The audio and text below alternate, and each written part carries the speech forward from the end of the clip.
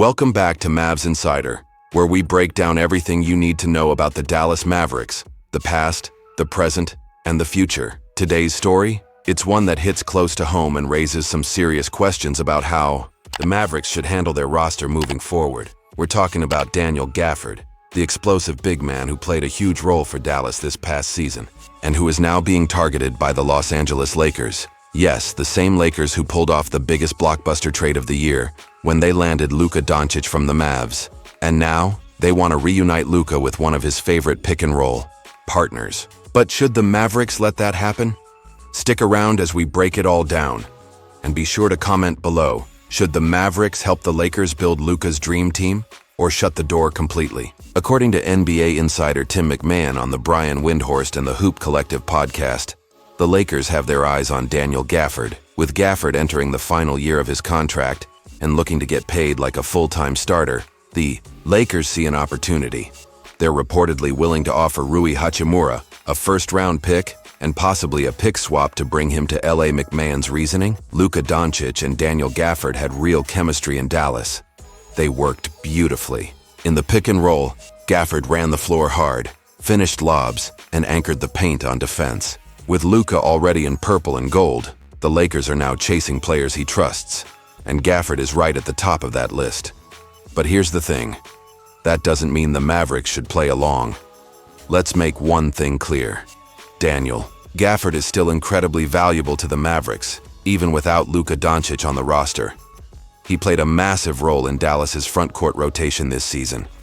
His presence allowed Derek Lively II to develop without overwhelming pressure, and his rim protection and energy were critical in key stretches. Gafford brought toughness, athleticism, and a winning attitude, all of which helped elevate Dallas on both ends of the floor. So, let's ask the tough question. Why should the Mavericks help the Lakers, a Western Conference rival, build a title-contending team around our former star?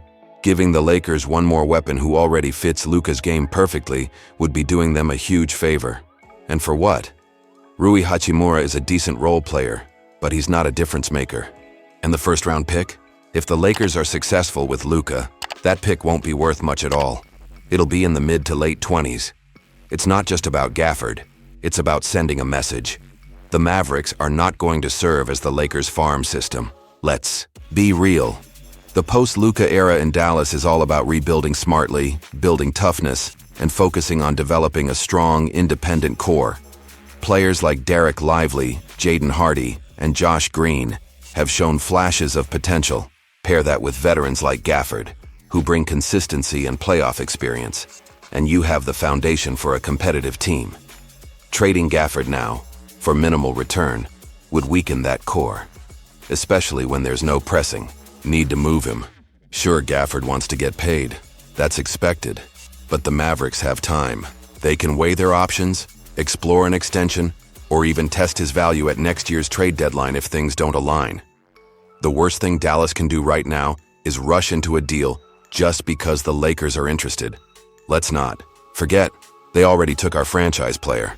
That doesn't mean they get to dictate the future of our role players too. To put it bluntly, the Mavericks owe the Lakers nothing. If anything, they owe it to themselves and to their fans to protect their current assets, build a new identity, and not get sucked into any trap deals that only benefit other teams.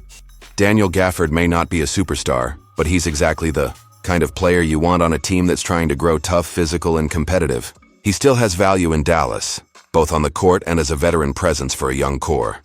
So here's the big question for you, Mavs insider fans. Should the Mavericks entertain offers for Daniel Gafford from the Lakers? Is a package like Rui Hachimura and a pick enough for a player who gave his all for this team? Or should Dallas hold firm, protect their roster, and build for the future on their own terms? Let us know in the comments below. We want to hear what the real MFFLs are thinking. And don't forget to like this video, subscribe to Mavs Insider, and hit that bell so you don't miss any of our breakdowns. This is Mavs Insider, defending the blue and white, past, present, and future. Until next time, let's go Mavs, no matter who wears the jersey.